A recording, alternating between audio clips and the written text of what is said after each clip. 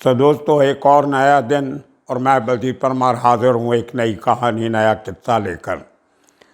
आज मैं आपको लेके चलता हूँ वापस मुंबई, जहाँ पे कल उन लोगों का रिमांड ख़त्म होने वाला है पुलिस का, जिन लोगों को इसलिए हिरासत में लिया गया था कि उनका शायद कहीं मूसेवाला केस के साथ संबंध होगा।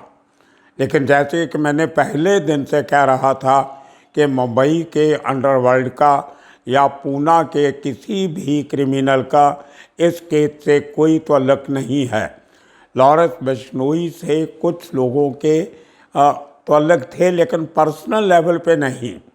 ये एक बहुत बड़ा खुलासा पूना पुलिस ने किया है, जिससे ये उभर के सामने आया है कि लॉरेंस बिश्नोई गैंग के वो मेंबर जो जेल के बाहर हैं, वो लोगों ने सोशल ग्रुप्स के ऊपर एक ऐसा ताना बाना बुन के रखा है जहाँ से वो हिंदुस्तान के डिफरेंट शहरों में से यंग लड़कों को साथ जोड़ने की कोशिश कर रहे थे। उनमें से एक था महाकाल, जो सबसे पहले पकड़ा गया। महाकाल जिसने सबसे पहले पनाह दी थी संतोष जाधव को। उस महाकाल का जो बयान है, जो रिकॉर्ड किया है पूना पुलिस में, उसने एक बहुत बड़ा सनसनीखेज खुलासा किया है कि लॉरेंस गैंग के लड़के, जिनमें से उसने नाम लिए हैं विक्रम बराड़, अनमोल बिश्नोई और एक और लड़का है सचिन बिश्नोई, ये तीन नाम का उसने जिक्र किया है। और ये कहा है कि वो पिछले तकरीबन 1 साल से विक्रम बराड़ के टच में था, सोशल मीडिया के थ्रू। डायरेक्ट बात नहीं कभी उसकी हुई। उसने वो खुलासा किया कि उनके सोशल मीडिया के उन ग्रुप्स में, जिनमें से कुछ ग्रुप्स का वो भी मेंबर था, उसमें ये प्लानिंग चल रही थी कि फिल्म इंडस्ट्री के कुछ बड़े नाम हैं, जो प्रोड्यूसर, एक्टर और उसी तरह दूसरे सेलिब्रिटीज़, जिनमें सिंगर शामिल हैं, उनको टारगेट किया जाएगा। और उसने अपने बयान में कहा, जो उसने महाराष्ट्र पुलिस को दिया, कि इस किस्म की प्लानिंग चल रही थी कि करण जौहर, जो फिल्म इंडस्ट्री के एक नामचीन प्रोड्यूसर हैं, उनसे 5 करोड़ रुपए की फिरौती मांगी जाए, रंगदारी मांगी जाए। इस प्लानिंग को अंजाम देने के लिए सोशल मीडिया पे लड़कों को तैयार किया जा रहा था। और महाकाल का ये कहना है कि इसी तरीके से मेरे जैसे और बहुत से लोगों को बिश्नोई गैंग के साथ जोड़ने की कवायद चल रही थी। ये बहुत सीरियस डेवलपमेंट है और महाराष्ट्र पुलिस ने भी इसको इक्वली सीरियसली लिया है। पूना पुलिस रूरल के जो एसपी हैं डॉक्टर देशमुख, उन्होंने एक इंटरव्यू में कहा है कि उनकी अब तक की जांच के मुताबिक पूना पुलिस की रूरल की क्राइम ब्रांच ने 100 से ज़्यादा, कितने 100 से ज़्यादा ऐसे सोशल मीडिया अकाउंट्स का पता लगाया है जिनका किसी न किसी तरीके से वास्ता लॉरेंस बिश्नोई गैंग के लोगों से जुड़ा हुआ है। बहुत बड़ी बात है। ये एक क्राइम की दुनिया में एक नई डेवलपमेंट है, जहाँ पे सोशल मीडिया के थ्रू क्रिमिनल्स की रिक्रूटमेंट की जाती है। उन्होंने कहा, और डिटेल देते हुए, सीनियर आईपीएस ऑफिसर हैं, बहुत पढ़े लिखे हैं, पीएचडी किया हुआ है, डॉक्टर हैं या शायद एमबीबीएस किया होगा। तो उनके मुताबिक इस तरह से जो बिश्नोई गैंग है, वो यंग लड़कों को इस किस्म की वीडियोस या इस किस्म का लिटरेचर भेजते हैं थ्रू सोशल मीडिया, जिसमें फ्लैशी कपड़े, गैंगस्टर का लाइफस्टाइल, डिस्को वगैरह, बड़े बड़े लोगों से मिलना गिलना, इस तरीके से लड़कों को एक सब्ज बाग दिखाया जाता है कि आप भी अगर कल गैंगस्टर बनते हो तो इसी किस्म का समाज में रवाब और आपकी भी होगी। तो उसके बाद उनको किसी को ज़रूरत होती है तो थोड़े बहुत पैसे भी उनके अकाउंट में डाले जाते हैं, 2000, 5000, 10,000। इस तरीके से उन लोगों को और बहकावा दिया जाता है कि आप हमारे साथ जुड़े रहिए। ऐसे ही लोगों को फिर छोटे मोटे काम दे के उनसे उनका जो क्रिमिनल बेंट ऑफ माइंड है उसको बढ़ावा दिया जाता है। किसी की रैकी करवाई जाती है, बहुत से लोगों को वहाँ से जो इन्फॉर्मेशन गैदर करते हैं। इसलिए कि इसमें टेक्निक क्या है, डिफरेंट शहरों के लोग यंगस्टर आपके साथ जुड़ते हैं जिनका कोई क्रिमिनल रिकॉर्ड नहीं है, वो किसी क्राइम में इन्वॉल्व भी हो जाते हैं तो पुलिस के लिए उनको ढूंढना बहुत मुश्किल हो जाता है। और अगर पूना रूरल पुलिस की इन्वेस्टिगेशन की माने तो 100 से ज़्यादा अकाउंट में कम से कम 1000, 1200, 1500, 2000 के करीब लोग उनके साथ जुड़े होंगे। अगर एक एक अकाउंट में 20-20 का ग्रुप भी हो तो 2000 लोग हो जाते हैं। ये बहुत डेंजरस डेवलपमेंट है। अब हिंदुस्तान का क्राइम एक नई किस्म की शुरुआत करने जा रहा है। ये जिसको हम साइबर क्राइम बोलते हैं, इंटरनेट का फ़ायदा उठा के सोशल मीडिया के जो एलिमेंट्स हैं, फेसबुक है, इंस्टाग्राम है, सिग्नल है, इस किस्म के जो ऐप्स हैं उनका यूज़ करके लोगों के साथ एक ताना बाना एक सर्कल बनाया जाता है और वो बहुत क्लोज नेट सर्कल है। एक दूसरे को लोग डिफरेंट नाम से जानते हैं, अपनी फेक आइडेंटिटी क्रिएट करते हैं। कल को अगर पुलिस उस एक नेटवर्क का जो एक पार्टिकुलर ग्रुप है, एक जो कॉटरी बनाते हैं, उसका भंडाफोड़ करती भी है तो उसके असली मेंबर्स कौन हैं उनको ढूंढना मुश्किल हो जाएगा। ऐसे लोगों पे आम तौर पे बहुत से लोग फेक आइडेंटिटी से अकाउंट खोलते हैं और एक बार जिस नंबर से कहीं अकाउंट खोल लिया, जिस डॉक्यूमेंट्स को यूज़ करके या इन्फॉर्मेशन प्रोवाइड करके, वो बाद में चेंज भी कर लें तो भी उनका अकाउंट चलता रहता है तब तक जब तक ये ऐप अपना उनका जो कंप्यूटर सिस्टम है वो आपको आपके अकाउंट को वेरीफाई करने के लिए या रीवेरीफाई करने के लिए नहीं बोलता। लेकिन ये लोग बहुत शातिर है जी, अपना जो उनका जो अकाउंट नंबर होता है या उसका जो पिन होता है वो याद रखते हैं, बाकी डिटेल सब नकली होती हैं। तो बहुत डेंजरस डेवलपमेंट है। आने वाले दिनों में शायद इस किस्म के और भी बहुत सारे गैंग ये हथकंडे अपनाते होंगे। एक ज़माने में इसी किस्म का काम थोड़ा रॉ तरीके से बबलू श्रीवास्तव ने किया था। पढ़े लिखे लोगों को साथ लगा के, जिनके ऊपर कोई शक नहीं करता था, जिनके चाल चलन पे कोई दाग नहीं था, ऐसे लोगों को लेके उसने हिंदुस्तान का सबसे बड़ा किडनैपिंग गैंग बनाया। बड़े बड़े लोगों को किडनैप किया, किडनैप करके बड़ी लंबी चौड़ी फिरौतियाँ हासिल की, इंक्लूडिंग गौतम अडानी जो आज के दिन में हिंदुस्तान के ऊपर के 2-3 अमीर लोगों में से एक है, उसको भी किडनैप किया और फिरौती ली। इसी तरह कलकत्ता में एक बहुत बड़े व्यापारी का किडनैप किया गया और करोड़ों की फिरौती उस ज़माने में ली गई। और इसी किस्म के लोगों से जो कस्टम के अधिकारी थे बड़े LD अरोड़ा, उनका मर्डर भी करवाया गया अहमदाबाद में, इलाहाबाद में। तो ये ऐसी हरकत जो पूना पुलिस ने इन लोगों की तहकीकात से हासिल की है उसको आगे बहुत तरीके से लजाया जा रहा है।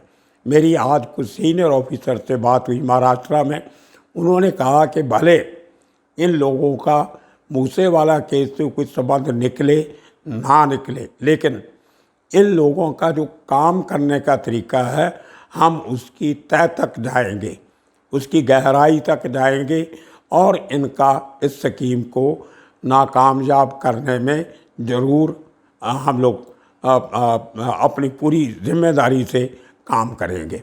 तो ये देखिए बिश्नोई गैंग जो सरगना जिसको कहा जाता है अपने गैंग का, आज के दिन में उसका ये कहना है दिल्ली पुलिस के सोर्स से भी मेरी बात हुई कि आज के दिन में हिंदुस्तान में सबसे ज़्यादा लड़के लॉरेंस बिश्नोई गैंग में हैं और उनमें से तकरीबन 70-80% लोग जो है वो पढ़े लिखे और यंग हैं एकदम, जिनका कोई क्रिमिनल रिकॉर्ड नहीं है।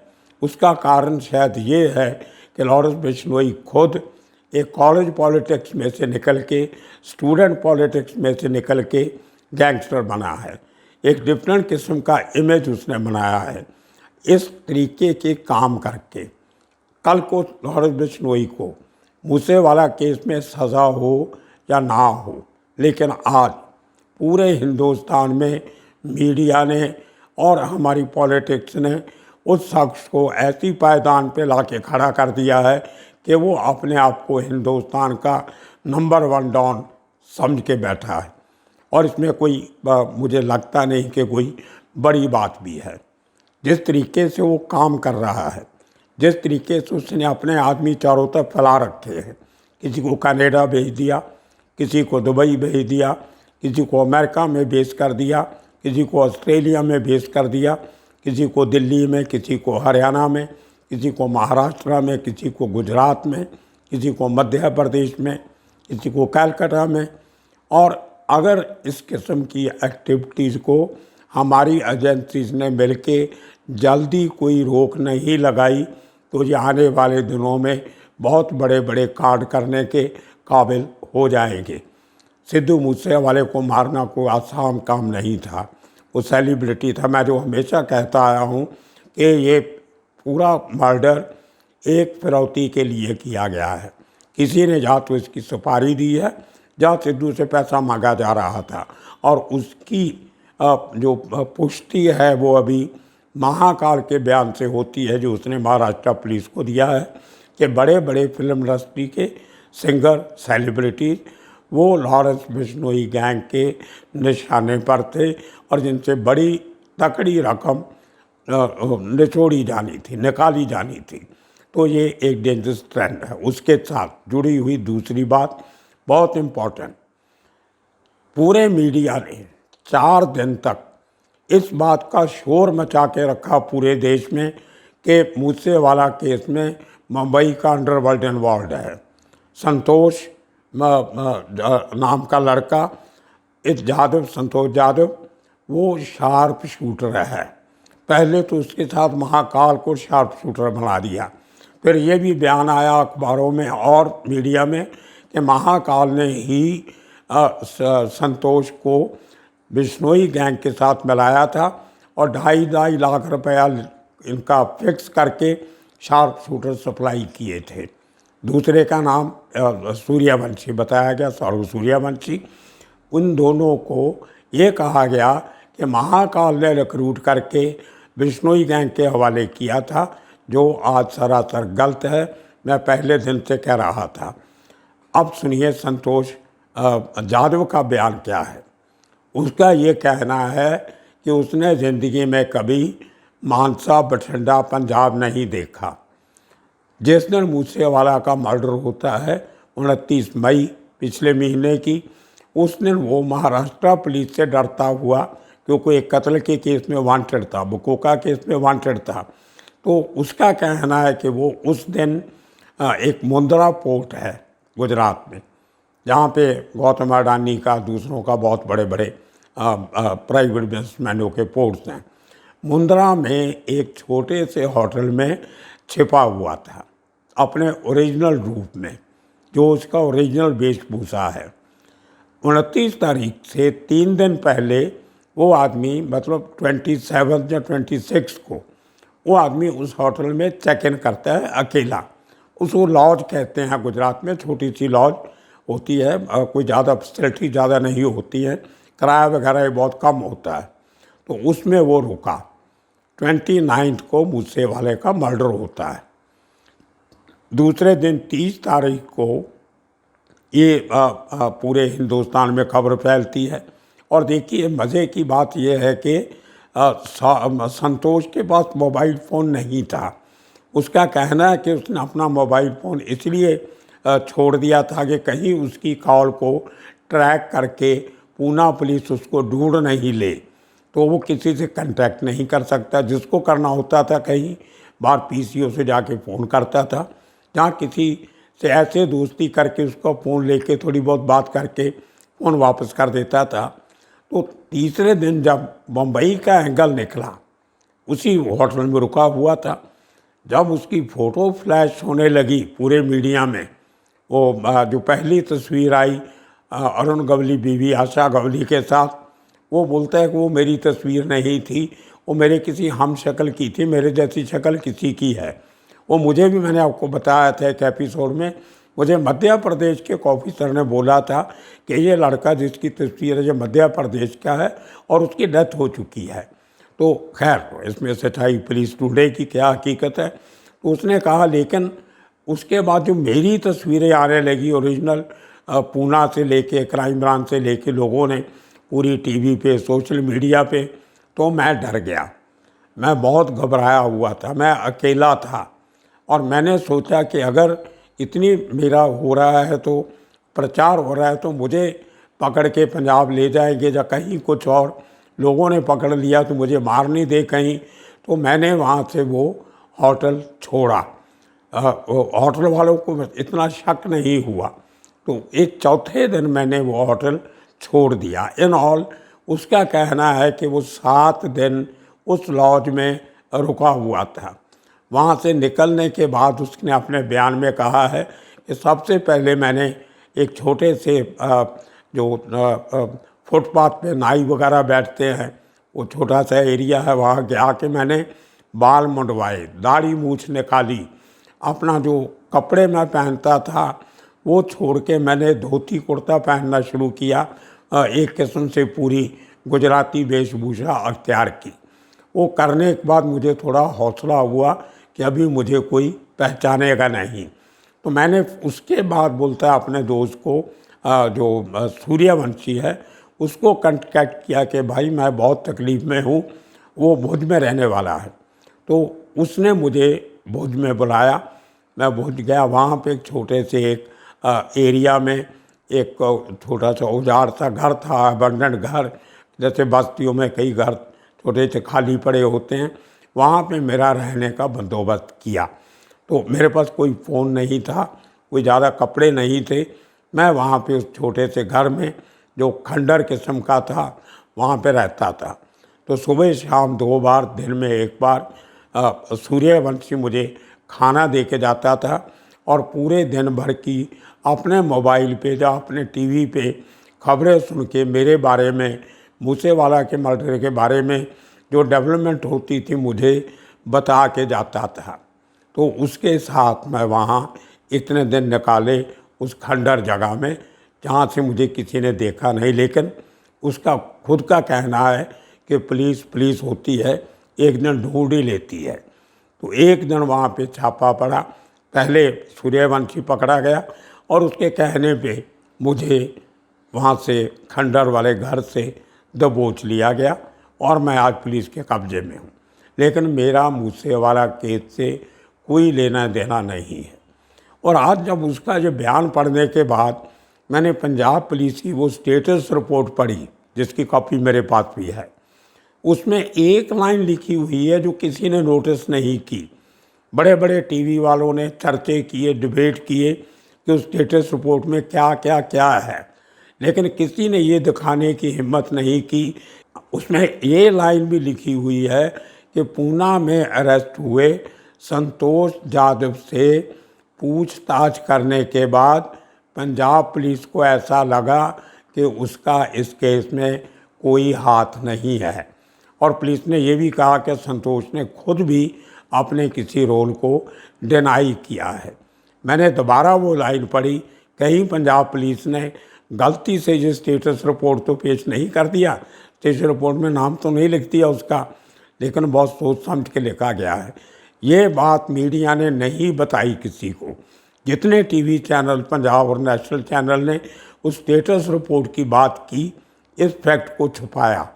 इसलिए छुपाया कि इन लोगों ने एक हफ्ते से शोर मचा के रखा हुआ था कि संतोष जाधव जो है वो मेन शूटर है, शार्प शूटर है, अरुण गवली के गैंग से जुड़ा हुआ है, मुंबई माफिया से जुड़ा हुआ है। अपने आप को उस बेइज्जती से बचाने के लिए इन लोगों ने पंजाब पुलिस के उस दावे का जिक्र नहीं किया। तो दोस्तों, ये आजकल की जो पत्रकारिता है, टीआरपी के लिए आप झूठ बोलते हो, टीआरपी को बचाने के लिए आप सच छुपाते हो, ये बात पत्रकारिता के लिए बहुत नमोशी की बात है।